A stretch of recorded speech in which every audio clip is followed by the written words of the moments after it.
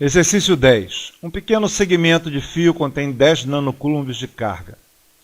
O segmento é reduzido a 1/3 do comprimento original.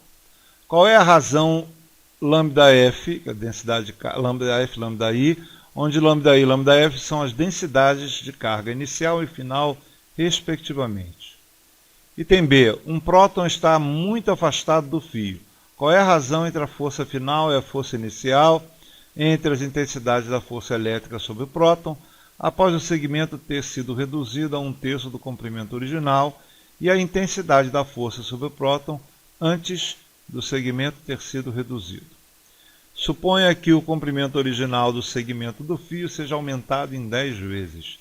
Que quantidade de carga deve ser adicionada ao fio para que a densidade linear de carga do mesmo não seja alterada? Bem, vamos lá. Então, a ideia é simples. É um pequeno segmento de fio, isso é um fio fino, tá? Onde a gente coloca uma quantidade de carga Q, que no caso ele dá um número 10 nanocoulombs, mas na verdade essa quantidade não vai importar muito, não.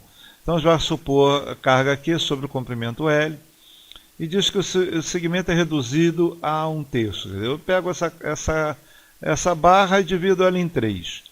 A ideia é que cada parte da barra vai ter uma quantidade de carga Q sobre 3 e, claro, um comprimento Q sobre 3. Bem, a densidade linear de carga da barra, que é Q sobre L, certo? Faz com que, quando você reduza ele em 3, a densidade linear passa a ser a quantidade de carga Q sobre 3 dividido pelo tamanho L sobre 3, isso é, mantém a mesma densidade de carga.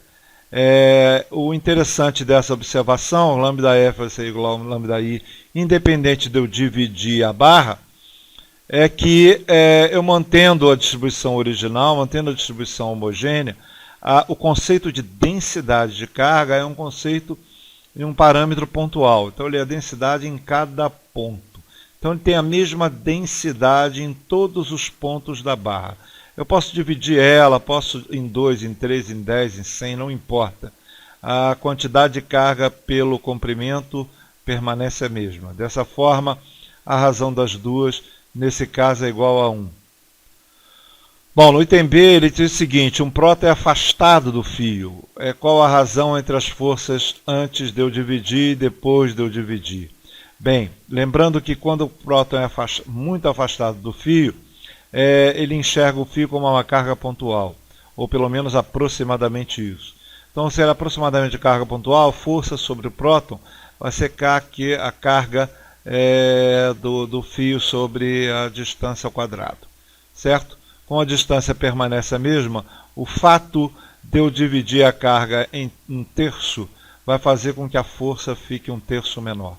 Então, a força final menos inicial sobre a inicial é igual a 1/3, isso é, a força final é 1/3 da força inicial. Então, eu divido a carga em 1/3, então a força é dividida em 1/3. Então, mesmo ele tenha a mesma densidade de carga, a força sobre um próton só depende da quantidade de carga, a quantidade global da carga e não da densidade em cada ponto. Independente da densidade, a força global sobre a carga diminui em 1/3, porque a carga diminuiu em 1/3. Bem, se eu aumentar essa barra em 10 vezes, significa que a densidade de carga vai ser a carga total da barra sobre 10L. Bom, ele quer que a densidade de carga permaneça a mesma, Q sobre L. Então só tem um jeito de a gente manter a mesma densidade de carga, aumentando a quantidade de carga em 10 vezes. Então a razão da quantidade de carga pelo comprimento permanece a mesma, isso é Qzão sobre L. Se nós aumentarmos a carga em 10 vezes, mantendo a quantidade de carga por unidade de comprimento. Certo? Então, do mesmo jeito que se eu divido em 1/3 ele permanece a mesmo, se eu aumento em 10 vezes, eu tenho que aumentar em 10 vezes a carga para permanecer a mesma. É isso.